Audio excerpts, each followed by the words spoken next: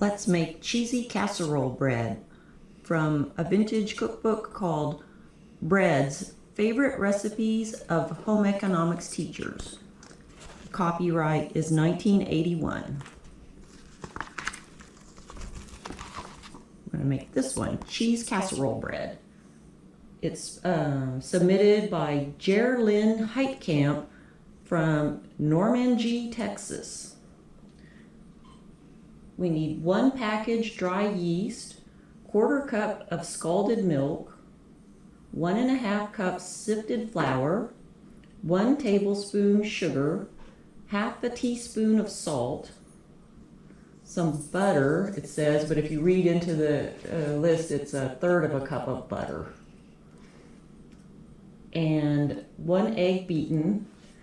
The original recipe wants 1/2 cup of grated Parmesan cheese and 2 tablespoons of chopped parsley. I can't find any nice Parmesan cheese, only the kind that comes in the green shaker can.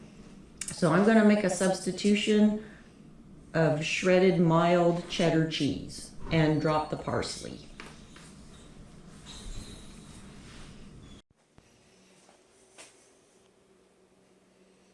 The first thing we need to do is scald milk. So you need a heavy bottomed shallow pan, and I've got 1/4 cup of milk on medium heat. The term scald is kind of odd. You don't see it very often, but I looked it up. And the reason why you have to scald milk when you add it to bread is because milk is made of different parts, and one part is called whey. And the whey in the milk messes up the rising action of the yeast. So you have to partially break down the whey so that it doesn't interfere with your yeast, so you get the good rise. Also, the warmth of the milk will help the yeast rise. So you heat it on medium until you get little bubbles around the sides. It can't come to a full boil. If you get bubbles in the middle, it's no good and you have to start again. You have to make chocolate milk or something. So you heat it, you stir it frequently, and you wait for the little bubbles around the edge. Alternately, which is what I like better, is to use a thermometer and get it up to between 180 and 185 degrees Fahrenheit. That's when it's done. Then after you get it up to that temperature, you're going to let it cool down for 10 minutes or so. You need to get the temperature back down to 138 degrees Fahrenheit or lower. Original casserole bread, I believe, is meant to be in a bowl like this, a round casserole bowl. But it seems awkward to me to slice it into wedges or slice it in the middle. So I'm going to make a swap, and I'm going to make mine in a 8x8 brownie pan, just an 8x8 square pan. I'm going to try to stretch it out to make it square. Reading on it because it's so shallow.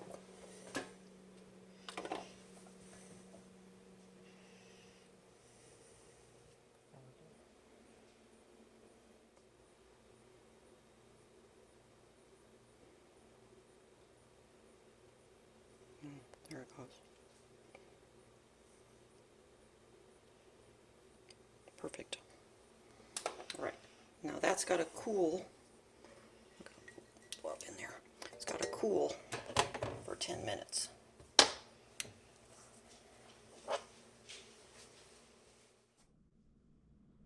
We need to dissolve our yeast in a little bit of warm water. So this is 1 package of dry yeast, or if you're using a jar like I am, it's 2 1/4 teaspoons of dry yeast. And this is a 1/4 cup of warm water. It's warm like a baby bottle would be. So test it the same way on your wrist, and if it's warm and you wouldn't mind giving it to a baby, then that's warm enough. It's going to sit for 5 minutes. Some people say you don't have to do this, but I like to go ahead and do it. Make sure your yeast is working. It'll bubble and you'll smell like a beer smell. It smells really good.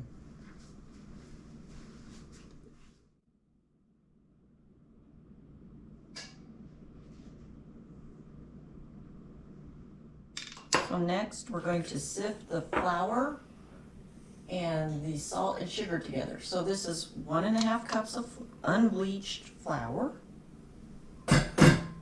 This is a 1/2 teaspoon of table salt. And this is 1 tablespoon of sugar.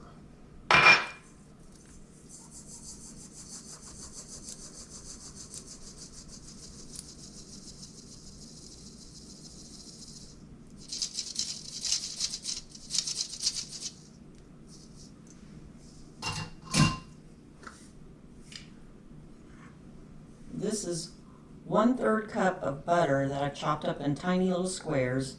It's a really awkward measurement of 5 1/3 tablespoons of butter if you're using a stick that's marked.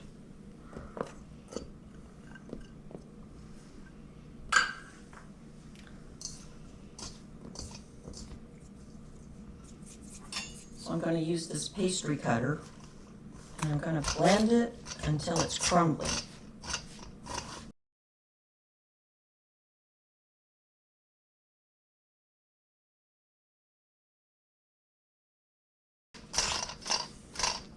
The recipe doesn't specify, but I think they meant cold since they want us to do this.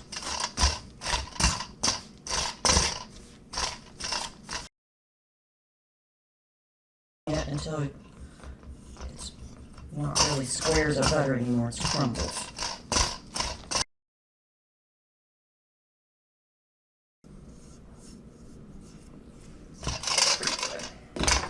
Rub it in with my fingers a little bit. Get that last little bit rubbed in. Try not to use my hands too much because I don't think the butter needs to heat up while we're doing this pot. Alright, I'm going to set this aside. Alright, I'm going to bring my yeast back, which is, it's activated, it's a little bubbly in there. And I'm going to add my scalded milk.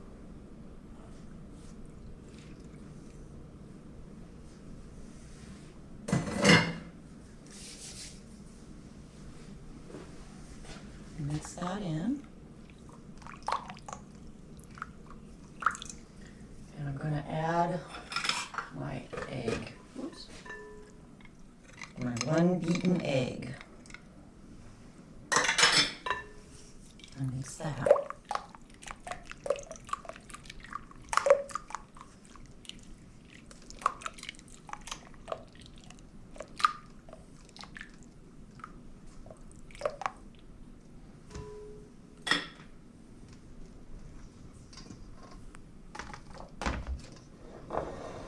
And I'm going to add my wet ingredients to my dry. Make a little well here.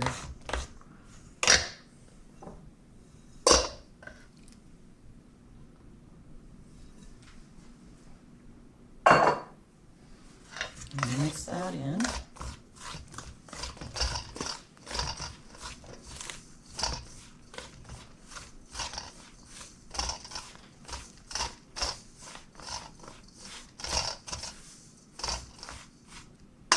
And I'm going to add my cheese.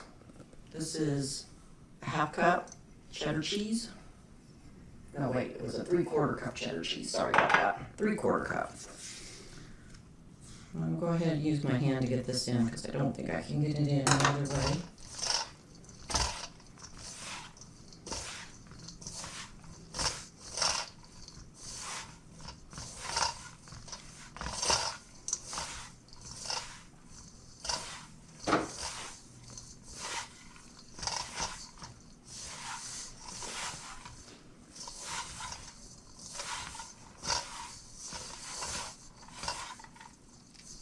It's coming together.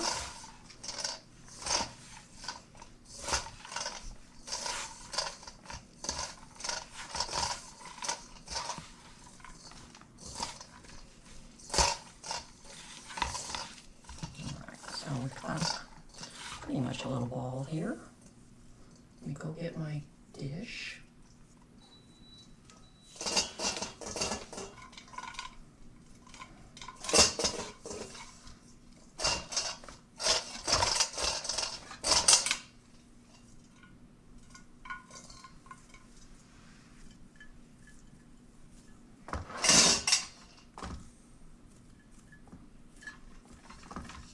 to square it up.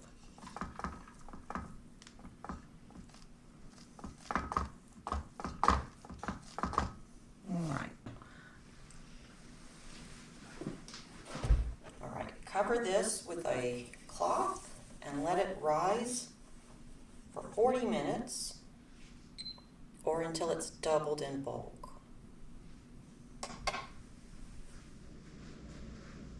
After 40 to 50 minutes of rising, it's pretty much doubled in bulk. I'm going to dot it with 2 tablespoons of butter. It's pretty much the leftover from the stick that I used on the inside. And then I'm going to put it into a 375 degree oven for 20 to 25 minutes or until it tests done. The recipe doesn't really say how to test for done, but we will probably just poke it and see if it springs back. This is the bread after it's been in the oven. It had to rise for about 50 minutes for me. It's still not very thick, but I'll cut in. I think I forgot to mention that the dish needed to be greased before the batter went in. So there's that.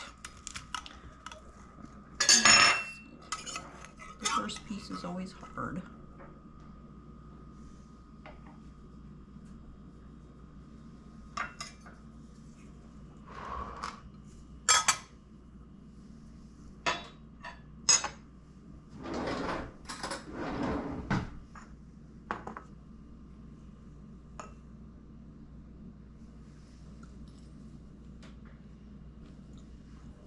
It's really fluffy and cheddary, like a cheddar biscuit. Very nice.